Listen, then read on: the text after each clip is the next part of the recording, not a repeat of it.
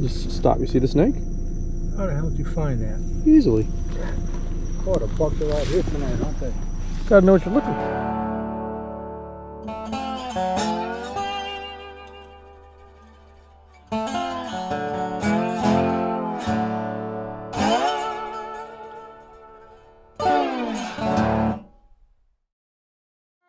Well, hello everybody.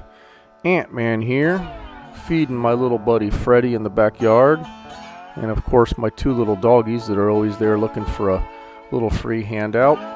Got a pretty cool episode lined up here. It's a compilation of 2 nights worth of hunting, and it's a good representation of the different ways that you find pythons. There's going to be pythons on the road, there's going to be pythons in the grass, there's going to be pythons in the water. And it's really interesting to see all the different scenarios in which you can find these animals. It never ceases to amaze me how they can exploit pretty much any kind of microhabitat in Florida. It doesn't matter if it's swamp or pine woods or dry ground or extremely wet. And these snakes are just highly adaptable, which is one of the main reasons they have become such an issue. Unlike rock pythons, the Burmese pythons do range over a very wide area. They have large home ranges where rock pythons tend to live in the same area for long periods of time. So while the rock python is established here in Florida, it certainly hasn't expanded beyond its range over many years. So that's at least that part's good. But we got some pretty cool stuff lined up, so let's go ahead and jump right into the action. Come here, little guy.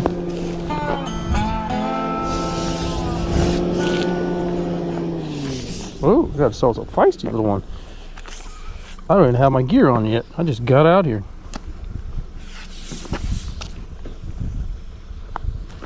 Ouch. Alright.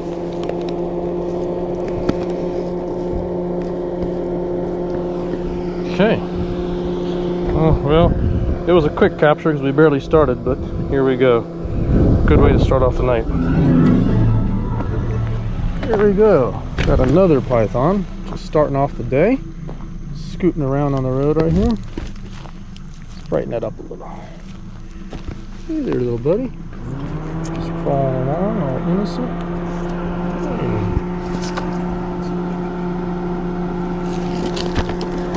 Alright. Cool. So, another little guy. Good way to start the day. It's very cold to the touch, even though it's 79 degrees out. But nonetheless, it's a good start. So, alright. This. A damn hatchling python out here in the water. Hey there, little buddy. Little tiny guy. With a chopped up tail, too. He's had a rough life.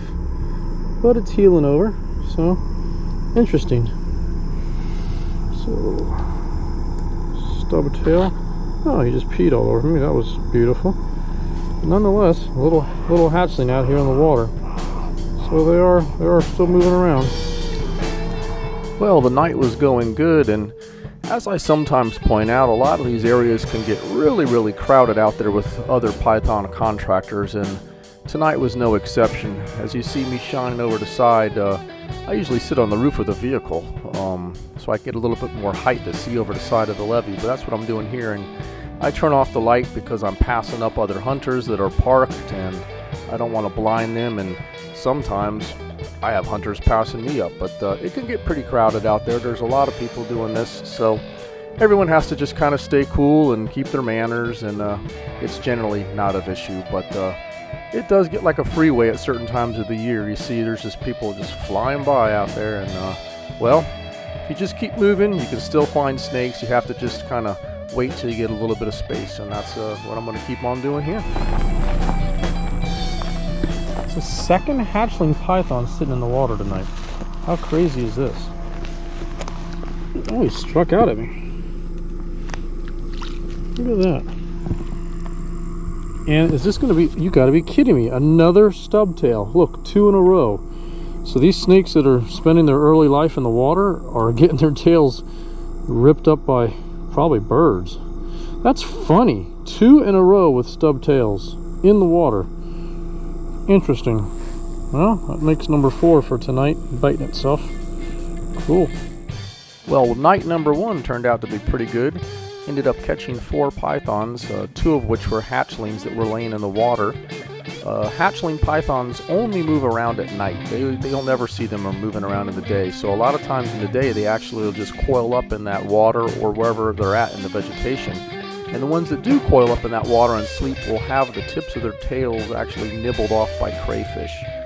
It's a pretty common occurrence, and when you find these pythons as adults and they're missing their tail, a lot of times you think some kind of predator got them when they were older, like an alligator or such. But most often it's when they were very, very young, something got a hold of them and took the tip of that tail off. So pretty cool. But we're going to get out there right now on night number 2 and see if we can continue on with some python action. Look at this little guy. Just slinking along in the grass here, minding his own business.